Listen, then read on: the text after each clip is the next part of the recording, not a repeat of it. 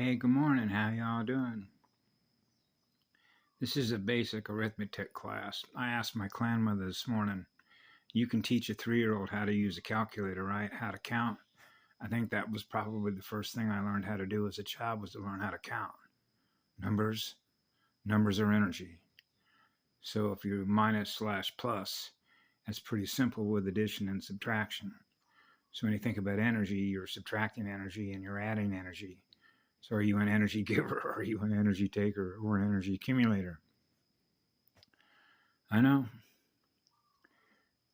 So the reason that this is important is because of the codes, what's known as translating visual information codes of what I call presentations. You're being presented with the visual information, what I call color codes, because you're a mirror, because magnets are mirrors. So now we get back down to the core vibration of what you are in energy, which represents your identity in energy. So you know that the universe of creation is a mathematician. You got to learn how to count, right? So I remember as a child we had a lot of names we played around with. Bean counters, counting the beans. Playing on a what was it, a blacktop, a playground, right? As children in elementary school, playing what we call jacks with a little ball, pick up the jacks. Okay, and the reason that this is important is because I saw a post by a native spirit Indian talking about Adam Smith. Well, I can remember in a school that I went to, I had to read. I don't have to do anything. But what it basically means is you're obeying the director of programming, which would be the teacher in this case saying, read this book. Okay, so you're being required to read the book because then they're going to give you a grade, right? So this is what we call conditioning or programming, because they're going to reward you, right? Kick an endorphin out. Hey, you're being rewarded for putting in your RAM what we want to be put into your RAM. So I remember Adam Smith in a book called The Law of Nations. Okay. So there's two things that come together here that's pretty simple to translate, sort of how the rest of it works when you think about the native clans and tribes, the original 12, base 12, okay, seed stock, male, female side, races, seeded races, and then you have the 13th white bear Arcturian, which is AB+, that's what I am, okay, and then you have Lemurian light, which is A+. I know that because I was good friends. I miss her dearly. Her name was Lei, known as Hilo Girl, who was A+. And so I had some old videos I had on Rose Sweet channel where I covered a lot of material when her and I were together walking the streets of Hilo, and what it was that we were sharing together about the terrain that we're navigating through. And I call that Star Trek navigators. You're navigating through a field of planetary consciousness, and you're measuring essentially the density or the electrical resistance. And now you get into the resistance game, because you know that light, which is living light, is going to seek the pathway of least resistance in order to do what? Spread more water worlds, DNA born out of water worlds. Okay, so when you think about Adam Smith, Adam and Smith, okay, so atom, like atoms, like atom spheres, like atmospheric pressure, a vacuum, right? So I learned that when I was a firefighter, because I had to learn that, because I had to learn how to draft, what's called drafting water. So when we were out of water, we would use the atmospheric pressure differences in elevation, which is density altitude, so that we could fill the tank, simply because of the difference in the atmospheric pressure when you pull a vacuum. And that's called an equilibrium state.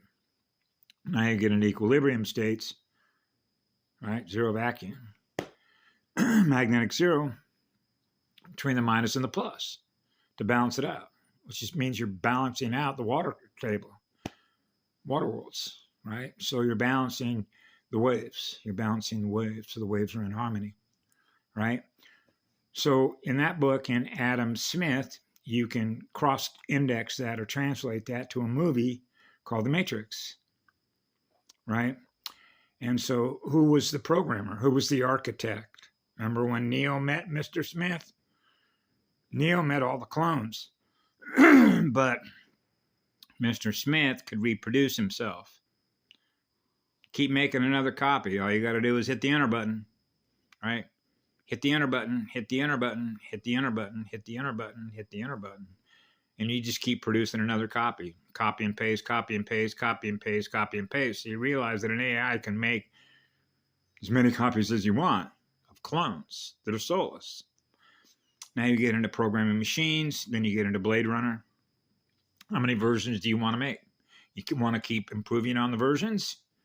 So if you cross-translate this to the 13 colonies, right? 13 colonies. What's a colony? Colon rectal, your colon, right? Now you get into acid and alkaline, burning out parasites in your colon, running high-speed bioplasma, molten voltage, just like a volcano. Okay, so you can cross-translate how the codes work, which are known as code talkers or visual information codes of translation. You're translating the visual information of the environment that you're occupying. So you realize you're in enemy-held territory, okay, because they don't have any love for you, because they don't have any love for themselves. So that represents a death cult spiral, right? Because they're feeding on us. And that's called an inverted pyramid, right? Okay, so you can see, for example, what does a corporation do? What is a corporation? Well, if you go to Karen Ann McDonald's Facebook page, if she still has this up, I used to have the documents. My phone's been scrubbed. You know, I rotate an enormous amount of information through multiple databases in order to maintain what I'm supposed to be aware of. Because remember what I shared when I was a firefighter when I was 17, I wanted to be at the top, which is as above, so below, because you want to be able to protect all your children. So when you're a mother and father joined as one, and you represent the law of one, then wherever the light is, which is what love is, we are, right? So you know that that represents eternity. So something that is less than what eternity means, that we're there before they are. Now you get into different versions of cyborgs or different versions of biotech. Now you get into a corporation. And what does a Nazi corporation represent? Remember National Socialism? The corporations were running the show. Corporations are running the show on the planet. That's your Vatican priesthood. That's a Babylonian company store. They're all associated with each other. It's under one umbrella, one corporate umbrella, running the financial system. So in this particular sense, you realize that a corporation, by definition, is a parasite because they don't have any love to give you. So this is when, with my father and me, sort of came to, if you will, a divide. But you can see how this works through cross-translating how we all relate to each other, because that's why they were introducing games to children very early in life. You could see it on the visual light spectrum through TVs, newspapers, the sports page. That's force against force. Okay, that's X. King's X, the king, right? The patriarch. Okay, so you know that the native clans and tribes are matriarchal, right? Because life comes out of a birth giver. That's the wisdom of a girl's womb, which is being in the womb of a goddess. So you know that the goddess is the teacher in nature. That's right. That's why I ran to her right out of my mother's womb. I didn't want to live on a Truman show. You know, everything, you're surrounded by antennas that are hammering you, creating mucus, which means it's slowing your speed down, which means they're knocking your antenna out. So you realize when you go into a forest, a tree is a mirror. So I want to be with big mirrors, right? So when you're in the redwoods around big trees, those are big mirrors rooted into the battery.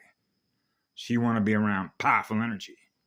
So that means you've learned how energy management works in order to maintain your speed so you're still around 70 years later. And then trying to find some living water, not dead water. So again, you're back to Mr. Smith, right? So in other words, keep your mouth shut. Otherwise, you get a visit from Mr. Smith, right? Just like Mr. Smith was chasing down Neo. You can't be waking people up, Neo, okay? Otherwise, they're going to figure it out. You're going to break all the programming codes that are held in their RAM. Right? We can't let you do that because otherwise that's going to break the matrix down, because the more light that's in the matrix, the system cannot rebuild itself. There's just too much light in here. So the faster that people are waking up by experiencing more light, which is higher vibrational speed, hey man, now I can translate their codes. That means there's a mathematician in you. You're learning how to run your calculator because it's built in. That means you know how to balance your account, right? Your calculator. So they want everybody at a deficit, which means you're running behind, which is reverse flow, which is negative magnetic space. See, that's why I used to say they're chasing time clocks. Gearheads and time clocks. Machines, right? So machines are always going to be chasing zero because we're the source of energy that they derive what it is they are from us. And that's when you get into the torque differential speed between a soul led by spirit and a machine that doesn't have a soul. So you know that learning through a machine is not going to be faster than learning through a powerful spiritual teacher. That's Mama. So they didn't want anybody learning through her. They didn't want anybody to connect their spirit with her spirit and be able to learn through her how it works. All you got to do is go sit out by a river one day and you remember the waters of the womb that you were in with water. Yeah, well, the flow of that water. And that's like rocking the cradle, right? Just like lying on the beach, going to sleep at night on the beach. Those waves will put you to sleep. The waves that are in harmony. The waves are in harmony. Yeah, just like the Pacific Ocean was known as the calm Pacific, right? So now you get into pressure systems, now you get an altitude density, and it's pretty simple to put together, but at the end of the day, you got to know that the universe of creation, of atoms cycling the highest speed vibration of a love vibration, is a mathematician. So you got a built-in calculator, right? So you're balancing your budget, your energy budget, right? So you realize the kind of budget they run, right? $1 is too many, a gazillion is never enough. So where do you think they get all those electrons from? The energy givers. So they're battery drainers. So you know you're in an energy war, which is an electrical war. So that's why they meter all your electricity. So they're charging you for the electricity. See, so you're already a hydroelectric plant, wastewater treatment system, right? So you want to be running a high-speed wave. So I thought it was sort of funny because competition is really where the divide is. That's what the divide is. And so I remember my father and I, because my father was an aeronautical engineer, former Navy pilot, and he was working for some of the biggest defense contractors, one of which was known as Reaction Motors, which was a division of Morton Thiokol. They were the builders of the Saturn V rocket, supposedly went to the moon. But this is all a NASA front, particularly when you know that you got battle stars and star cruisers right over your head. So all the money that was spent for the entire NASA program was what we used to call window dressing. You know what a window dresser is, right? This is what's in the window. This is who we are. But then when you go behind the curtain of Wizard of Oz, you find out, God, they hid everything. They lied about everything. And Yellow Rose did a brilliant job of showing all the lies that NASA told, because who started NASA? Werner von Braun. Who's Werner von Braun? Remember Panamunde, the slave factories and all that? That were, using people to work in their their machines, war machines. They build war machines. And so now you get into the competition side of things. And my father used to say that competition is good because it means if my company that's hiring the best engineer is going to produce the best product, which is known as the best end user product, which is an end user GUI, graphical user interface. So you're experiencing the visual information translated as mathematical codes of what is produced by that corporation that they're working for. They want to produce together, putting all these minds together, a better version. Now they're competing against another version that somebody else is building. So what you find out is they rotate these engineers between one corporation building war machines against another corporation building war machines. Now they're in competition with each other building better war machines. Or if you will, competing to build the next version of a cyborg. Integrated technology with artificial intelligence. And that's what they do because they're competing against each other. So that's always going to be a division. That's force against force. That's King's X. That's X-Men, Geek Squad, Singularity University, NASA, and all them folks. Right? Even President Trump, put it in everybody's face. You know, they lie about everything. Right? He actually was trying to wake people up. I looked at his executive order that said, hey, man, you commit a war crime, we're going to seize your assets. So they knew at that point when that was issued, okay, that this is coming to a close. So this is where you get into the idea of competition versus collaboration to build a thriving community. So now you get into the difference between, if I produce something that has a benefit for a planetary system, a star system, then you get into technology transfer. Now you get into, well, what if they come across the technology and then they weaponize it against us? Because when it comes to soul and spiritual development, which means you're going to learn faster through a spirit and an integrated soul than you are through a machine, then they realize that there are beings that are as above, so below, that represent more powerful energy because they're not there yet. So that means if we're in places they can't arrive at yet, they're going to use the technology side through competing against each other to build better systems, better technology systems in order to catch up to where we are. So now you get into the speed of the one, and now you begin to understand where the divide is between one and the other. And so this is why I mentioned a comment this morning, is they're never going to be there faster than the one, because one is an atom. So how many atoms are there? How many atoms can communicate to other atoms in order to protect, or if you will, honor the highest code of conduct, which is a conductor of electrical current? The one. So if you live up and honor the highest law, which is what love is, it goes on forever, chances are you're going to have a future in your mirror. So that's common sense, right? So you can see how they were programming children with games. Me against you, me against you, me against you, or you against me, or us against everyone else. So it's all about division. That's why they broke them up into two parties, right? Red, right? Remember the colors? The elephant and the donkey. So it's like there's competition. There's you and then there's me. Your party, my party. So I already knew this when I was a child, when I used to say, I'm not a political being. That's a political, tick-tock, tick. A tick, what's a tick? It's a bloodsucker. It's a parasite. Just like mosquitoes, chiggers.